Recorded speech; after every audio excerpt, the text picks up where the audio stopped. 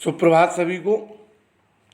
मैं अनुपम भारद्वाज, स्नातकोत्तर शिक्षक हिंदी, केंद्रीय विद्यालय क्रमांक 2 प्रथम पाली, आयुध वस्त्र निर्माणी शाहजहाँपुर, आप सभी का हार्दिक स्वागत करता हूं। विद्यार्थियों, पिछली कक्षा में हम लोग श्री आलोक धनवा जी के द्वारा रचित कविता पतंग के प्रथम काव्यांश का अध्ययन कर चुके हैं। आज हम लोग द्वितीय काव्यांश का अध्ययन करेंगे। तो आइए आदर्श पाठ करते हैं। जन्म से ही वे अपने साथ लाते हैं कपास, पृथ्वी घूमती हुई आती है उनके बेचैन पैरों के पास। जब वे दौड़ते हैं बेसुध, छतों को भी नरम बनाते हुए, दिशाओं को मृदंग की तरह बजाते हुए, जब वे पैंग भरते हुए चले आते हैं डाल की तरह लचीले बेग से अक्सर छतों के खतरनाक किनारों तक, उस समय गिरने से बचाता है उन्हें सिर्फ उनके ही रोमांचित शरीर का संगीत। पतंगों की धड़कती ऊंचाइयां उन्हें थाम लेती हैं महज एक धागे के सहारे। पतंगों के साथ साथ वे भी उड़ रहे हैं अपने रंध्रों के सहारे। अगर वे कभी गिरते हैं छतों के खतरनाक किनारों से और बच जाते हैं, तब तो और भी निडर होकर सुनहले सूरज के सामने आते हैं। पृथ्वी और भी तेज घूमती हुई आती है उनके बेचैन पैरों के पास। विद्यार्थियों, कविता वाचन करने के कई तरीके हैं, कोई आदर्श पाठ नहीं होता है, लेकिन यति और गति का ध्यान रखना अत्यंत आवश्यक है।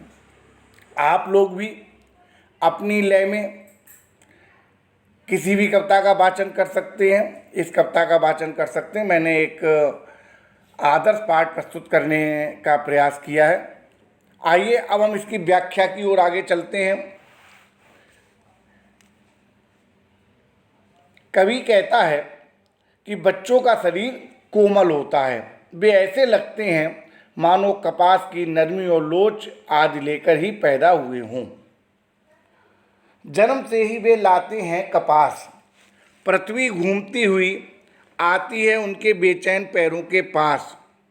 और कवि कह रहा है कि उनकी कोमलता को स्पर्श करने के लिए धरती भी लालायित रहती है। पृथ्वी घूमती हुई आती है उनके बेचैन पैरों के पास।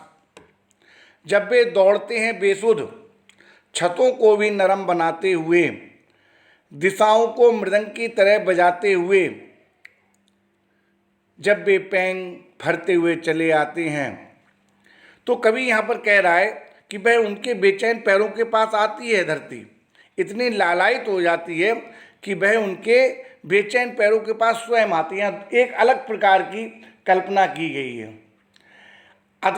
जैसे मैंने आपसे पूर्व में भी कहा है कि यदि हमें प्यास लगती है तो हमें पानी के स्रोत के पास जाना पड़ता है। चाहे अपने घर में हो, अगर हमारे पास वाटर कूलर है, वाटर कूलर के पास जाते हैं, नल के पास जाते हैं, या आरओ लगा हुआ है तो आरओ के पास जाते हैं। लेकिन यहाँ पर बच्चों के पैरों के पास पृथ्वी आ रही है, एक अलग ही प्रकार का बिंब है।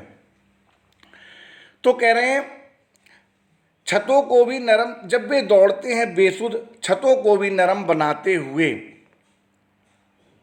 जब वे बेचैन होकर बेसुध होकर दौड़ते हैं तो दौड़ते समय उन्हें मकान की छतें भी कठोर नहीं लगती हैं, छतें भी उन्हें नरम लगती हैं। इतनी मग्न हो जाती हैं वे अपने कार्य में। और कार्य क्या है? पतंग उड़ाना।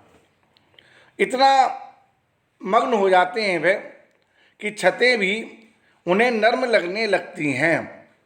दिशाओं को मृदंग की तरह बजाते हुए उनके पदचापों से सारी दिशाएं, चारों दिशाएं और सारी दिशाएं ऊपर नीचे मृदंग जैसा मीठा स्वर उत्पन्न होता है।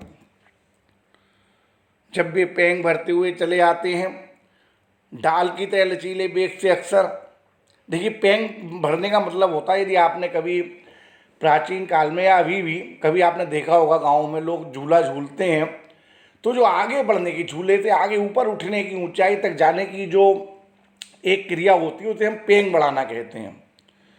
और जब भी आपके मन में ये पेंग बढ़ाने वाली बात आएगी तो आपके मन में एक चित्र जो उपस्थित होगा आपके दिमाग में वो होगा कि डाल पर झूला पड़ा हुआ है और झूलने वाला पेंग बढ़ा रहा है, तो इसलिए डाल का बिंब यहाँ पर कवि ने लिया है।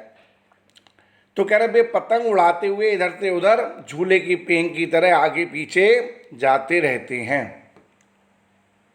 पेंग कैसे बढ़ती है? क्योंकि उनके शरीर में इतना लचीलापन होता है कि वो पतंग उड़ाते उड़ाते उसे देखते देखते कभी आगे बढ़ते हैं, फिर पीछे आते हैं, फिर आगे बढ़ते हैं, तो उनके शरीर में डाली की तरह लचीलापन होता है। यहाँ पे डाली की तरह तुलना उनके लचीलेपन की, उनके शरीर के लचीलेपन की गई है।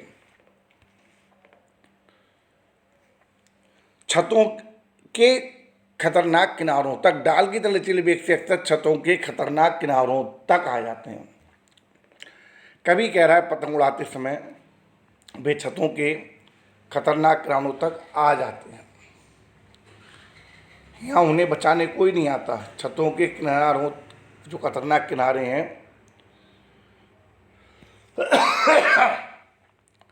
उस समय गिरने से बचाता है उन्हें सिर्फ उनके ही रोमांचित शरीर का संगीत।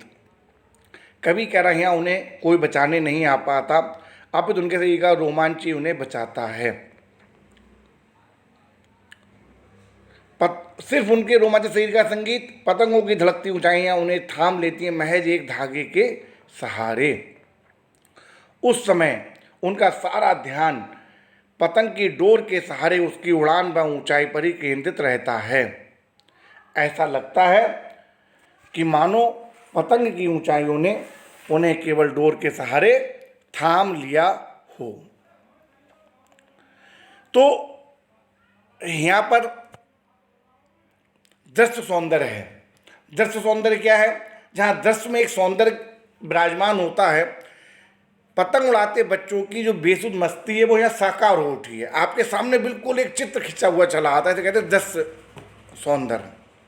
उसकी लयात्मक गति, झूलता हुआ शरीर, लचीला वेग, रोमांचित शरीर पतंग उड़ाते बच्चों की तरंग को प्रकट करने में पूरी तरह समर्थ है। कपास, कपास से तुलना क्यों की गई कि हमने पूर्व वाले पद में पढ़ा था कपास कैसी होती है? कपास में रुई, तो रुई होती है बिल्कुल सफ़ेद। तो ऐसे प्रातः काल का वर्णन किया गया था प्रथम काव्यांश में। तो प्रातः काल कैसा होता है? बिल्कुल सफ़ेद होता है। और भादों का महीना निकल चुका है, बरसात हो चुकी है, तो जो भी प्रदूषण था इस वायुमंडल में, धूल इत्यादि, वह सब बरसात के साथ नीचे आ चुका है। आसमान बिल्कुल साफ स्वच्छ सफ़ेद हो चुका है। ऐसे समय में लालमा खिली हुई, जिसकी तुलना प्रथम काव्यांश में कवि ने खरगोश की लाल आंखों से की थी। चलिए आगे बढ़ते हैं इसके काव्य पर, काव्य का विशेषताओं पर या विशेष पर। कवि ने बच्चों की चेष्टाओं का मनोहारी वर्णन किया है। यहाँ मानवीगण अलंकार है। मानवीगण अलंकार पूरी कविता में पेंग बढ़ाना, धरती का घूमकर उनके पास चले आना, अनुप्रास अलंकार है और उपमा अलंकार है। मानवीगण, अनुप्रास और उपमा आदि अलंकारों का सुंदर प्रयोग किया गया है। भाषा कौन सी है? खड़ी बोली है। खड़ी बोली में जो भावानुकूल सहज व्यक्ति कवि द्वारा की गई है। शब्दावली मिश्रित है। पतंग को कल्पना के रूप में चित्रित किया गया। आइए अब अलंकारों का प्रयोग देख लेते हैं। उपमा अलंकार कहाँ कहाँ है? दिशाओं को मृदंग की तरह बजाते हुए उपमा अलंकार है।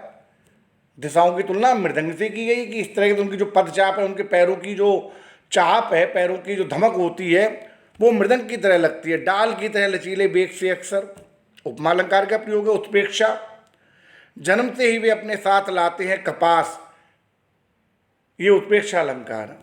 मानो जन्म से ही अपने साथ कपास लेकर आते हैं। यहाँ मानो शब्द साइलेंट है, छुपा हुआ है। पतंगों के साथ वे भी उड़ रहे हैं। यहाँ भी उत्प्रेक्षा अलंकार है। अब हम अलंकारों के बारे में जान लेंगे पहले कि अलंकार कहाँ होते हैं। उपमा अलंकार, जहाँ उपमेय की उपमान से तुलना की जाए वहाँ उपमा अलंकार होता है। जैसे यहाँ पर दिशाओं की तुलना मैंने आपको बताया मृदंग से की गई है। उत्प्रेक्षा अलंकार में मानो शब्द छुपा हुआ होता है। अब आइए इनके प्रश्नों पर चर्चा करते हैं। पहला प्रश्न, पृथ्वी बेचैन बच्चों के बेचैन पैरों के पास कैसे आती है। यहाँ वचन लिख गया है, बेचैन होगा। तो पृथ्वी बच्चों के बेचैन पैरों के पास इस तरह आती है मानो वह अपना पूरा चक्कर लगाकर आ रही हो, व्याकुल होकर आती है। छतों को नरम बनाने से कवि का क्या आशय है। छतों को नरम बनाने से कवि का आशय ये है कि बच्चे छत पर ऐसी तेजी और बेफिक्री दौड़ते फिर रहे हैं मानो किसी नरम मुलायम स्थान पर दौड़ रहे हो, मानो नरम मुलायम किसी गद्दे पर दौड़ रहे हो और उन्हें गिर जाने पर भी चोट लगने का खतरा नहीं है। बच्चों की पेंग भरने की तुलना के पीछे कवि की क्या कल्पना रही होगी। बच्चों की पेंग भरने की तुलना के पीछे कवि की कल्पना यही रही होगी कि बच्चे पतंग उड़ाते समय उसकी डोर आगे पीछे थामे घूम रहे हैं मानो वे किसी लचीली डाल को पकड़कर झूला झूलते हुए आगे पीछे हो रहे हैं। इन पंक्तियों में कवि ने पतंग उड़ाते बच्चों की तीव्र गतिशीलता व चंचलता का वर्णन किस प्रकार किया है। इन पंक्तियों में कवि ने पतंग उड़ाते हुए बच्चों की जो तीव्र गतिशीलता है, बहुत तेजी से आगे बढ़ने की जो गतिशीलता है, उसका वर्णन पृथ्वी के घूमने के माध्यम से और बच्चों की चंचलता का वर्णन डाल पर झूला झूलने से किया है। आज की कक्षा में विद्यार्थियों इतना ही, और कल हम इसके क्वेश्चन आंसरों पर और कवि के महत्वपूर्ण जो अमूर्त व्याख्या है उस पर चर्चा करेंगे। तब तक के लिए धन्यवाद। घर में रहिए, सुरक्षित रहिए और प्रसन्न रहिए।